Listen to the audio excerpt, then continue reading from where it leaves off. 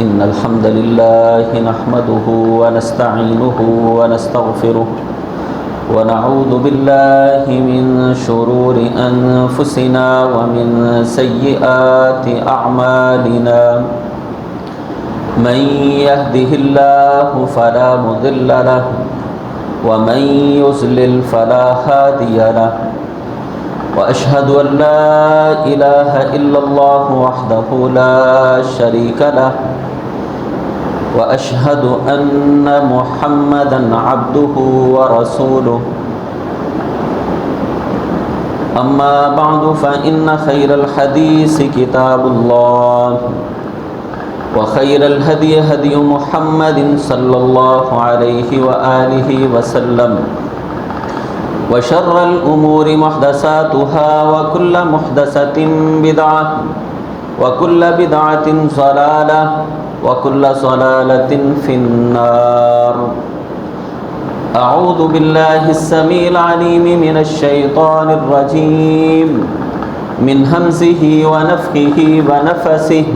بسم الله الرحمن الرحيم. يا أيها الذين آمنوا اتقوا الله حق تقاته ولا تموتن إلا وأنتم مسلمون. يا أيها الناس اتقوا ربكم الذي خلقكم من نفس واحدة وخلق منها زوجها وبث منهما رجالا كثيرا ونساء واتقوا الله الذي تساءلون به والأرحام إن الله كان عليكم رقيبا. يا أيها الذين آمنوا اتقوا الله وقولوا قولا سديدا يصلح لكم أعمالكم ويغفر لكم ذنوبكم ومن يطع الله ورسوله فقد فاز فوزا عظيما. قال الله تعالى في القرآن المجيد والفرقان الحميد وَلِلَّهِ عَلَى النَّاسِ حِجُّ الْبَيْتِ مَنِ اسْتَطَاعَ إِلَيْهِ سَبِيلًا. وقال تعالى في مقام آخر وَأَتِمُّوا الْحَجَّ وَالْعُمْرَةَ لِلَّهِ. قال النبي صلى الله عليه وآله وسلم الحج المبرور ليس له جزاء إلا الجنة. وقال النبي صلى الله عليه وآله وسلم في حديث آخر بني الإسلام على 5 شهادة أن لا إله إلا الله وأن محمدا رسول الله إقام الصلاة وإيتاء الزكاة والحج وصوم رمضان أو كما قال رسول الله صلى الله عليه وآله وسلم. ہمہ قسم کی حمد و ثنا اللہ ذوالجلال والاکرام کی ذات کے لیے خاص ہے. بے شمار لا تعداد درود و سلام سید الاولین والآخرین امام الانبیاء والمرسلین نبینا محمد الرسول اللہ صلی اللہ علیہ وآلہ وسلم کی ذات گرامی پر. سامعین محترم بھائیوں، دوستوں، بزرگوں، پردہ نشین اسلامی روحانی ماؤں اور بہنوں، آج کے خطبے میں حج کی فضیلت و اہمیت کے حوالے سے چند باتیں آپ احباب کے گوش گزار کرنا چاہتا ہوں. حج دین اسلام کا ایک انتہائی اہم رکن ہے. حج ان عبادات کے اندر شامل ہے جو انسان کو گناہوں سے بالکل پاک اور صاف کر دینے والی ہیں. رسول اللہ صلی اللہ علیہ وآلہ وسلم نے فرمایا جس آدمی کا حج اللہ ذوالجلال والاکرام قبول کر لیں، دوران حج کسی سے زیادتی نہ کرے، نا انصافی اور ظلم نہ کرے، بلکہ ثواب کی نیت سے، اجر کی نیت سے حج کا فریضہ ادا کرتا ہے، اللہ ذوالجلال والاکرام اس بندے کو گناہوں سے ایسے کر دیتے ہیں کَیَوْمٍ وَلَدَتْهُ أُمُّهُ، جیسے آج ہی اس کی والدہ نے اس انسان کو جنم دیا ہے۔ حضرات گرامی، میری اور آپ کی زندگی کا مقصد اللہ ذوالجلال والاکرام کی عبادت ہے، لیکن میں اور آپ زندگی کے کاموں میں اتنے مشغول ہو گئے کہ اپنا اصل مقصد جو اس دنیا کے اندر میری اور آپ کی آمد کا بنیادی سبب تھا، ہم اس بنیادی مقصد کو بھول چکے ہیں۔ آج ہم دنیاوی معاملات کے اندر آگے بڑھتے ہیں، فلاں چیز لے لیں، فلاں لے لیں، فلاں لے لیں، لیکن جب معاملہ حج کا آتا ہے، اس انتہائی اہم فریضے کا آتا ہے، پھر میرے ذہن میں یہ بات بھی آتی ہے فلاں کام کرنا ہے، بیٹی کی شادی ہے، فلاں میں نے معاملہ کرنا ہے، فلاں فیس دینی ہے، لیکن دنیا کے معاملات کے اندر ہم آگے سے آگے بڑھنے کو ترجیح دے رہے ہوتے ہیں۔ جس طرح حج کے فریضے کے ساتھ ایک مسلمان کی محبت ہونی چاہیے، پیار ہونا چاہیے، رغبت ہونی چاہیے، میرے اور آپ کے اندر وہ جوش اور جذبہ نظر نہیں آتا ہے۔ قرآن مجید فرقان حمید میں حالانکہ یہ عبادت کتنی آسان عبادت ہے، اللہ ذوالجلال والاکرام نے اس بات کا تذکرہ کیا وَلِلَّهِ عَلَى النَّاسِ حِجُّ الْبَيْتِ مَنِ اسْتَطَاعَ إِلَيْهِ سَبِيلًا، جو آدمی اللہ کے گھر جانے کی استطاعت رکھتا ہے، اس کے پاس پیسے موجود ہیں، اس کے پاس صحت موجود ہے، عورت کے لیے اس کا محرم موجود ہے، عورت کے پاس پیسے بھی ہیں، عورت کے پاس صحت بھی ہے، عورت کے اوپر حج فرض نہیں ہے جب تک اس عورت کے پاس محرم موجود نہیں ہے۔ محرم موجود ہے، چوتھی شرط، راستہ ٹھیک ہے، کوئی خطرہ نہیں ہے، جان امان کے اندر ہے، پریشانیوں سے محفوظ ہے، ایسے انسان پر حج فرض ہے۔ وَلِلَّهِ عَلَى النَّاسِ حِجُّ الْبَيْتِ مَنِ اسْتَطَاعَ إِلَيْهِ سَبِيلًا، جو بندہ اللہ کے گھر جانے کی استطاعت رکھتا ہے اس انسان کو چاہیے کہ لازمی حج کرے۔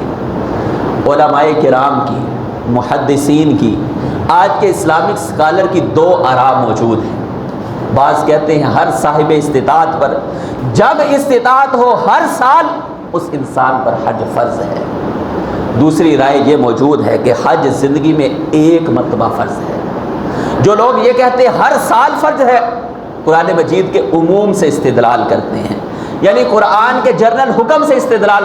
وَلِلَّهِ عَلَى النَّاسِ حِجُّ الْبَيْتِ مَنِ اسْتَطَاعَ إِلَيْهِ سَبِيلًا، جس آدمی کے پاس استطاعت ہے اللہ نے اس کے اوپر حج لازم قرار دیا ہے۔ اب جب استطاعت تب حج لازم ہے۔ آج اس سال استطاعت موجود ہے، پیسے موجود ہے، تندرستی موجود ہے، سفر ٹھیک طریقے سے کر سکتا ہے، راستہ پر خطر نہیں ہے، صاحب استطاعت ہے، حج لازم ہے۔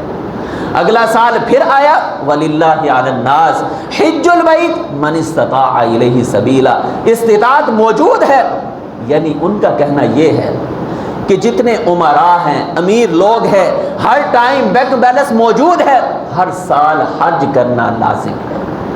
لیکن جو علماء کرام یہ بات کہتے ہیں کہ حج زندگی کے اندر ایک مرتبہ ہے، ان کے پاس اس کی دو احادیث موجود ہیں، یعنی قرآن کی آیت کی تفسیر رسول اللہ صلی اللہ علیہ وآلہ وسلم کی حدیث کرتی ہے۔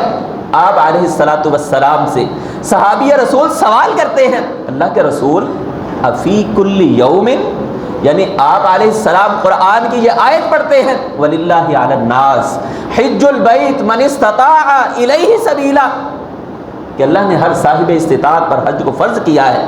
ایک صحابی کھڑے ہوئے آپ علیہ الصلاۃ والسلام سے سوال کرتے ہیں، اللہ کے حبیب افی کل یوم افی کل سنۃ، کیا ہر سال اللہ نے حج فرض کیا ہے؟ آپ علیہ السلام خاموش رہے۔ صحابی نے پھر سوال کیا، آپ علیہ السلام نے اس کی بات کو سن کر انسنا کر دیا۔ اس سے محسوس یہ ہوا اللہ کے حبیب نے مجھ سے میری بات کی طرف توجہ نہیں کی ہے۔ کچھ دیر گزری، نبی مہرباں علیہ السلام ارشاد فرماتے ہیں، اگر میں کہہ دیتا کہ ہاں ہر سال اللہ ذوالجلال والاکرام نے تم پر حج کو لازم کیا ہے، اللہ وجبتکم، تم پر لازم ہو جانا تھا، لیکن اللہ ذوالجلال والاکرام نے زندگی میں ایک مرتبہ تمہارے اوپر حج کو فرض کیا ہے، اس کے بعد جتنی مرتبہ کرو گے اللہ ذوالجلال والاکرام وہ نفلی عبادت کے طور پر شمار کرنے والے ہیں۔ اسی طریقے سے ایک صحابی رسول جن کا نام اقرا بن حابس رضی اللہ تعالیٰ عنہ ہے، کہتے ہیں میں اللہ کے حبیب کی خدمت میں حاضر ہوا، اللہ کے حبیب مجھے بتائیں کہ اللہ ذوالجلال والاکرام نے ایک مسلمان پر، ایک ایمان والے پر حج ہر سال فرض کیا ہے؟ فرمایا نہیں، بل مرۃ واحدہ، بلکہ اللہ ذوالجلال والاکرام نے ایک مرتبہ زندگی کے اندر صاحب استطاعت پر حج کو فرض قرار دیا ہے۔ تو دونوں آراء موجود ہیں، جو رائے بہتر لگے، لیکن دوسری رائے یعنی قرآن کی آیت کی تفسیر اللہ کے حبیب علیہ السلام کا فرمان کر رہا ہے کہ آپ علیہ السلام نے فرمایا اللہ ذوالجلال والاکرام نے ہر صاحب استطاعت پر زندگی میں ایک مرتبہ فرض کیا ہے۔ حضرات گرامی، میں اور آپ اگر اپنا جائزہ لیں آج کے دور میں بھی، یہ تو اب حج بہت زیادہ مہنگا ہوا، ورنہ 4 لاکھ 5 لاکھ روپیہ زندگی کے بہت سارے کام جو ہم نے کوششوں کے ساتھ کر لیے، کسی نے کمیٹی ڈال کر گھر کے اندر اپنی خواہش کو پورا کیا، کسی نے پکڑ دھکڑ کر پورا کیا، بعد میں اس کو ادا کر دیے۔ اب اس ٹائم بھی حج تقریباً 10.5 لاکھ روپے کا ہے، اور یہ ذی القعدہ کا مہینہ اور اگلا مہینہ ذی الحجہ کا مہینہ، بہت سارے لوگ اس سال سفر حج کی سعادت کو حاصل کریں گے۔ کیا میری اور آپ کی زندگی کے اندر کبھی یہ لگن، کبھی یہ شوق شامل ہوئی ہو کہ میں نے حج کرنا ہے، میں نے اس کے لیے محنت کرنی ہے، میں نے یہ جاننے کی کوشش کی ہو کہ میں صاحب استطاعت ہوں بھی کہ نہیں ہوں؟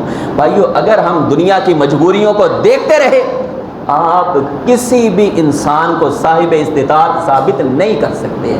ایک آدمی اچھا کھا رہا ہے، ذاتی گھر موجود ہے، بیوی بچے معاملات بہتر طریقے سے چل رہے ہیں، ابھی وہ کہتے ہیں میں نے اوپر والا پورشن تیار کرنا ہے، اوپر والے کے بعد اوپر والا تیار کرنا ہے، اس کے بعد بچوں کی شادی کرنی ہے، اس کے بعد میں نے گاڑی لینی ہے، اس کے بعد میں نے فلاں کام کرنا ہے، پھر میرا ایک پلاٹ پڑا ہوا ہے، میں نے اسے تعمیر کرنا ہے۔ آپ ساری کی ساری زندگی ان معاملات سے باہر نہیں آ سکتے ہیں، ورنہ آپ کسی بھی آدمی کو روک کر پوچھے کیا اب آپ کی زندگی کے سارے کام مکمل ہو چکے ہیں کہ نہیں؟ نہیں، ابھی مکمل نہیں ہوئے۔ بجلی کا بل بہت آتا ہے، میں نے سولر لگوانا ہے، سولر کے بعد میں نے فلاں، یہ تو زندگی کے آسائشوں کے معاملات ہیں۔ آپ اپنے آپ کو کبھی بھی صاحب استطاعت نہیں سمجھ سکتے ہیں۔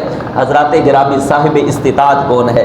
جس آدمی کے معاملات اچھے چل رہے ہیں اور اپنے معاملات کے بعد اس کے بعد کچھ پیسے بچ جاتے ہیں، وہ اسے جوڑتا ہے، یہ صاحب استطاعت کے اندر شامل ہے۔ ایسا آدمی جو گھریلو معاملات کو کہیں تھوڑا سا پیچھے رکھ کر کہ آسائشیں نہ بھی ہوئیں، اللہ نے دیا پہلے میں فریضہ حج ادا کروں، یہ انسان بھی صاحب استطاعت ہے۔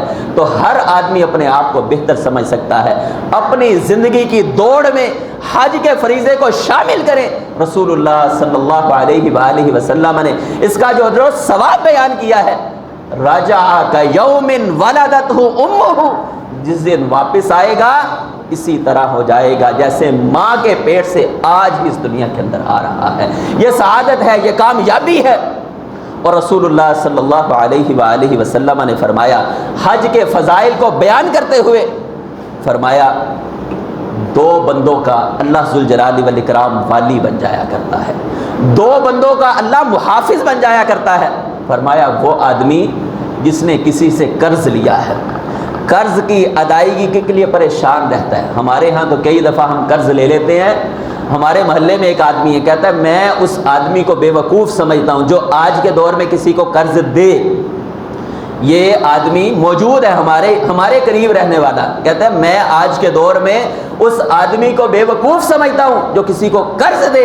اور جو قرض دے کر واپس کر دے، قرض لیا پھر اسے واپس کر دے، میں اسے اس سے بڑا بے وقوف سمجھتا ہوں۔ یعنی قرض لے لیا پھر کھا پی گئے، پھر کون جانے قرض دینے کی کبھی نہیں سوچی ہے۔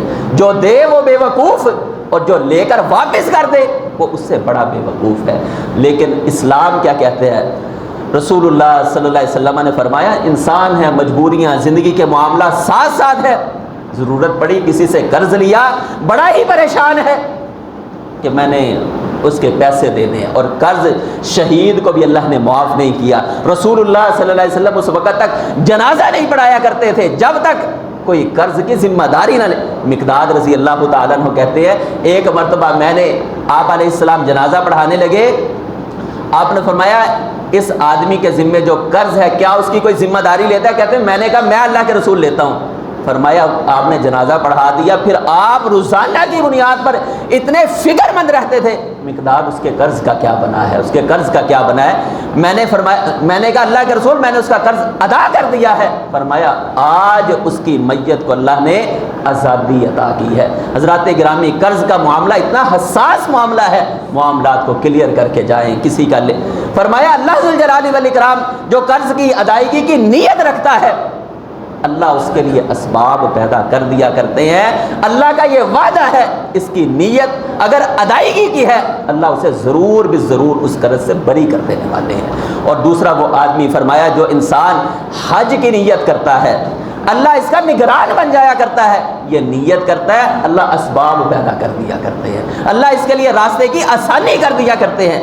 یہ روایت صحیح بخاری کے اندر موجود ہے۔ فرمایا دو بندوں کی دعاؤں کو، دو بندوں کی نیتوں کو اللہ ضرور پار لگایا کرتے ہیں، قرض کو ادا کرنے والا اور حج کے فریضے کو ادا کرنے والا۔ آپ اپنی نیت کیجئے، آج سے تیاری کیجئے۔ اللہ کتنے سال زندگی کے گزرے حج کا فریضہ ادا نہیں کیا ہے، اللہ تو مجھے بھی توفیق عطا فرما، میں سچے دل سے حج کے لیے جانا چاہتا ہوں۔ نیت خالص رکھے۔ آج کل بعض لوگ حج کا سفر ہو، عمرے کا سفر ہو، یقین جانیے پکنک سے زیادہ، ایک سیر سے زیادہ حیثیت نہیں رکھتا ہے۔ آپ بہتر جانے کے لیے بھی معاملات لوگوں کو بتایا، کوئی چھوڑنے جا رہا ہے، کوئی لینے جا رہا ہے، جاتے ہوئے سٹیٹس، آتے ہوئے سٹیٹس، آتے ہوئے پھولوں کے ہار، جاتے ہوئے پھولوں کے ہار، پھر جاتے ہوئے فکر فلاں نے ہمیں یہ دیا تھا، وہ حج سے آئے تھے اس نے یہ دیا تھا، میں نے اسے یہ دینا ہے۔ یہی سوچتا رہا، وہاں جا کر سارے بازار پھرے، کبھی جدہ کا بازار، کبھی مدینے کا بازار، کبھی مکے کا بازار، ہر بازار حضرات۔ اور پھر ایسے ساتھی آپ کو ملیں گے جنہوں نے جا کر صرف عمرہ ادا کیا، اس کے بعد ساری نمازیں سارے دن اپنے ہوٹل کے اندر گزارے ہیں، ہوٹل کے اندر ہی نماز پڑھی ہے، کسی نے وہاں جا کر بھی نماز کو ادا نہیں کیا ہے، اور کوئی گیا ہے تو وہاں پر صرف کال کر رہا ہے اور طواف کرتے ہوئے لوگوں کو سیلفیاں بنا کر لوگ سٹیٹس لگا فلاں نے وہاں جا کر مجھے نہیں بھولا ہے، مجھے یاد رکھا ہے۔ حضرات گرامی، یہ سارا معاملہ نیت کی خرابی کی طرف لے کر جانے والا ہے، عمل کو ضائع کرنے والا ہے۔ اللہ ذوالجلال والاکرام استطاعت دیں اور اس طرح کا عمل کرے کہ اللہ کو معلوم ہو یا آپ کو معلوم ہو، چپ کر کے جائیں، چپ کر کے واپس آئیں۔ لوگ کوئی پوچھے، اور بعض لوگ بھائی اب میں حاجی ہوں، خود باہر آ کر باہر نیم پلیٹ چینج کر دیا کرتے ہیں۔ حضرات گرامی، ریاکاری کے معاملے، اللہ سے دعا مانگے، اخلاص کی اللہ ذوالجلال والاکرام کے ہاں بڑی قدر ہوا کرتی ہے۔ آپ اخلاص کے ساتھ اللہ سے دعا مانگے، اللہ کا یہ وعدہ ہے اللہ ذوالجلال والاکرام آپ کی نیت کو ضرور پار لگانے والے ہیں۔ رسول اللہ صلی اللہ علیہ وسلم نے حج کی فضیلت کو بیان کرتے ہوئے فرمایا جو انسان ایک حج کر لے پھر اس کے بعد دوسرا حج کرتا ہے، سال کے بعد، ظاہری سی بات ہے سال کے بعد حج نے آنا ہے، ذوالحجہ کے مہینے ایک حج کیا، پھر اگلے سال حج کر لیا، 5 سال کے بعد حج کیا، 10 سال کے بعد حج کیا۔ فرمایا 10 سال کے اندر جتنے گناہ ہوئے ہوں گے اللہ ایک حج کے بعد دوسرا حج ادا کرنے والے کو جتنے سالوں کا درمیان میں وقفہ ہے ساری زندگی کے اس کے گناہوں کو معاف کر دیا کرتے ہیں، سارے سالوں کے گناہوں کو معاف کر دیا کرتے ہیں۔ حضرات گرامی، یہ حج معافی کے گناہوں کا بہت بڑا معافی کا پیکیج ہے، لہٰذا ایک حج کر لیں نفلی حج کے طور پر، دوسرا حج لازم کریں۔ اسی طریقے سے رسول اللہ صلی اللہ علیہ وسلم نے فرمایا کہ جو انسان حج کر کے آئے اور پھر اس کے بعد دوبارہ نیت رکھے کہ میں نے حج کے لیے جانا ہے، اللہ کے گھر کی طرف جانا ہے، فرمایا اللہ ذوالجلال والاکرام اگر وہ حج نہ بھی کر سکا، فرمایا قیامت کا دن ہوگا اللہ ذوالجلال والاکرام اس بندے کو حاجیوں کی صف کے اندر شمار کرنے والے ہیں۔ جس طریقے سے رسول اللہ صلی اللہ علیہ وسلم نے فرمایا اگر کوئی آدمی، صحیح بخاری کی روایت، اگر کوئی آدمی حج کے سفر کے لیے نیت کر کے گھر سے نکلتا ہے، راستے میں سواری خراب ہو گئی، راستے کے اندر جنگ لگ گئی، راستے میں کوئی حادثہ پیش آیا، فرمایا کل قیامت کا دن ہوگا اللہ ذوالجلال والاکرام جب اسے اپنے دربار میں کھڑے ہوں گے یہ کہہ رہا ہوگا لبیک اللہم لبیک لا شریک لک لبیک، فرمایا کل قیامت کے دن احرام کی حالت میں تلبیہ کہتے ہوئے اللہ کے دربار میں پیش ہونے والا ہے۔ حالانکہ اس آدمی نے ابھی حج نہیں کیا ہے لیکن اس کی نیت ہی نکل پڑا، فرمایا نکلنے کی وجہ سے، نیت کی وجہ سے اللہ ذوالجلال والاکرام اس بندے کو پورے کا پورا اجر و ثواب عطا کرنے والے ہیں۔ اور حج کا فریضہ اور اس کے ساتھ جڑے ہوئے معاملات کتنی اہمیت کے حامل ہیں۔ اللہ ذوالجلال والاکرام نے اپنے 2 پیغمبروں کی ڈیوٹی لگائی کہ حاجیوں کے لیے میرے گھر کو صاف کریں، پاک کریں۔ وَعَهِدْنَا إِلَىٰ إِبْرَاهِيمَ وَإِسْمَاعِيلَ أَن طَهِّرَ بَيْتِيَ لِلطَّائِفِينَ وَالْعَاكِفِينَ وَالرُّكَّعِ السُّجُودِ، ہم نے ابراہیم کی، اسماعیل کی اس بات کی ڈیوٹی لگائی ہے کہ حاجی آ رہے ہیں اور حاجیوں کے لیے میرے گھر کی صفائی کرنی ہے، اسے پاک کرنا ہے، بتوں سے اس کی طہارت کرنی ہے۔ اور رسول اللہ صلی اللہ علیہ وسلم نے فرمایا اللہ ذوالجلال والاکرام فرماتے ہیں، حدیث قدسی ہے، جو حج کے لیے جاتا ہے، فرمایا یہ کسی انسان کا مہمان نہیں ہے بلکہ آسمانوں کے رب کا مہمان ہے، اور اللہ اپنے بندوں کی، اپنے مہمانوں کی سب سے بہترین قدر کیا کرتے ہیں۔ اگر آپ چاہتے ہیں رب کے مہمان بنے، رب آپ کا میزبان بنے، تو حضرات گرامی اس سفر کے لیے اپنے آپ کو تیار کیجئے۔ اللہ ذوالجلال والاکرام مجھے بھی اور آپ بھائیوں کو ان باتوں پر عمل کرنے کی توفیق عطا فرمائے، زندگی کے گولز میں، زندگی کے مقاصد میں، ٹارگٹ میں اس عمل کو شامل کرنے کی توفیق عطا فرمائے۔ وآخر دعوانا ان الحمد للہ رب العالمین۔